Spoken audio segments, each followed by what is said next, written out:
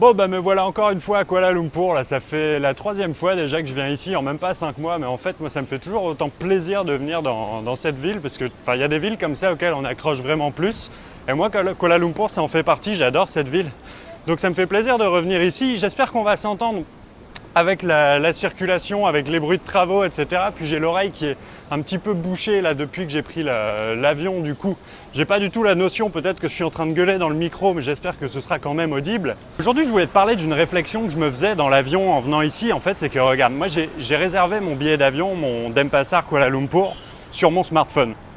Ensuite, pour aller jusque l'aéroport de Denpasar, on a pris un Grab avec ma sœur. C'est l'équivalent d'Uber en Asie en fait. Bah, t'as Uber aussi, mais Grab c'est beaucoup plus répandu et c'est souvent beaucoup moins cher. Mais on l'a commandé avec mon smartphone. Et puis sur la route, j'ai checké les auberges de jeunesse à Kuala Lumpur. Je les ai comparées un petit peu et je me suis réservé un lit pour le soir même depuis mon smartphone. Et puis une fois arrivé à l'aéroport de Kuala Lumpur, bon là j'étais déjà venu donc je savais comment me rendre dans le centre-ville. Je savais qu'il y avait un train qui y mène, mais si j'avais pas eu l'info, j'aurais pu regarder sur mon smartphone et j'aurais eu la réponse quasiment instantanément. Et puis une fois arrivé dans le centre-ville, j'ai regardé comment aller jusqu'à mon auberge avec le plan sur mon smartphone. Et du coup, je me posais la question, je me disais, mais comment ils faisaient avant l'arrivée d'Internet, avant l'arrivée du smartphone, comment ils faisaient pour voyager les mecs ?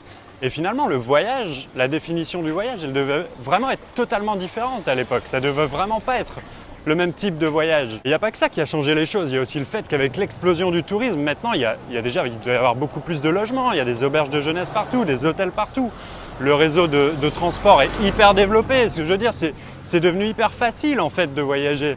Tout est de plus en plus balisé, tout est de plus en plus encadré, organisé. Il y a un circuit touristique quasiment partout où tu vas et c'est de plus en plus compliqué d'en sortir en fait. Et tu me diras encore plus en Asie du Sud-Est et tu auras certainement raison, mais je pense que c'est comme ça de plus en plus partout, même s'il y a encore certaines destinations qui sont peut-être un petit peu épargnées. Mais dans l'ensemble, moi je me souviens de ma courte expérience en Amérique centrale, c'était exactement la même chose. C'est hyper simplifié de voyager aujourd'hui. Alors bien sûr, je pense que ça a des avantages. Ça a l'avantage de démocratiser le voyage, de rendre accessible le voyage à n'importe qui. En fait, aujourd'hui, même si tu n'as pas l'âme d'un aventurier, tu peux voyager hyper facilement.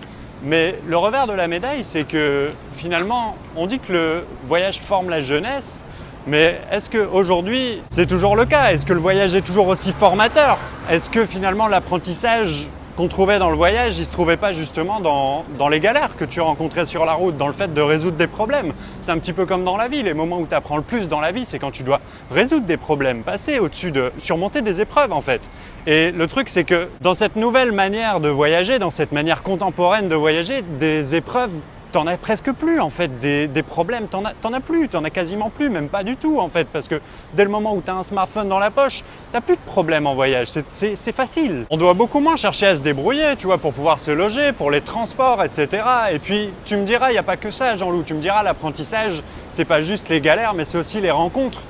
Et tu auras raison, mais justement, je trouve que dans cette nouvelle façon de voyager, on passe aussi à côté d'énormément de petites rencontres éphémères, tu sais, ces petites rencontres éphémères qui font le voyage finalement. Parce que rien que le fait qu'on ne doive plus demander sa route pour aller là où on veut aller, on ne doit plus interroger les locaux sur les bons plans pour se loger, etc. Je pense qu'on passe à côté de plein de choses dans cette nouvelle façon de voyager. Alors à la question, est-ce que voyager c'était mieux avant ? Je ne peux pas donner de réponse vraiment affirmative, tout simplement parce que je l'ai pas vécu, je l'ai pas expérimenté, je ne sais pas vraiment comment c'était avant. Et d'ailleurs, j'aimerais beaucoup lire des bouquins sur le voyage des décennies plus tôt. Et si tu as des bouquins là-dessus à me conseiller, je suis vraiment preneur. Mais pour le moment, je n'ai pas de réponse affirmative à donner à cette question, mais est-ce que le voyage était plus formateur avant ? Je pense clairement que oui. Du moins, je pense qu'on atteint beaucoup plus rapidement les limites de ce que le voyage a à t'offrir en termes d'apprentissage, en termes de formation. Et c'est pour ça que tu vois beaucoup de gens qui essayent des manières un petit peu alternatives de voyager aujourd'hui. Tu as tout un courant de personnes notamment qui voyagent sans argent. Alors moi je trouve ça vraiment extrême, je suis admiratif des gens qui font ça. Moi ça me conviendrait pas, mais dans l'idée je comprends ce que ces gens veulent faire en fait. Simplement se remettre des obstacles, recompliquer un petit peu le voyage pour justement pouvoir en tirer un vrai apprentissage. Tu as aussi le développement du couchsurfing finalement. Le couchsurfing ça n'a rien de révolutionnaire, c'est rien de plus que de dormir chez l'habitant. Les gens l'ont toujours fait, c'est juste que c'est simplifié et ça je trouve que c'est une bonne chose. Mais je pense que d'une manière générale ça peut être vraiment intéressant d'essayer de revenir à une façon de voyager beaucoup plus à l'ancienne, tu vois. Alors ça fait peut-être un petit peu réac quand je te dis ça, mais je l'assume totalement. Je pense que ça peut être vraiment intéressant de voyager par exemple sans smartphone, d'emporter juste un petit 3310, tu vois. Je suis convaincu que la différence en termes d'expérience, elle serait énorme. Et d'ailleurs, ça m'intéresse vachement. Je pense que je vais essayer en partant de Kuala Lumpur. Je vais essayer quand je me remets sur la route, parce que là, je reste un petit peu à Kuala Lumpur, ça sert à rien, mais quand je me remettrai en route, j'essaierai. Et je te dirai un petit peu ce que j'en pense, je te dirai un petit peu les différences que j'y trouve. Et au-delà de ça, je pense qu'il y a plein d'autres moyens de voyager de façon alternative. Je ne les connais pas tous encore, mais d'une manière générale, voilà, pour répondre à la question, je pense que est-ce que le voyage est toujours formateur?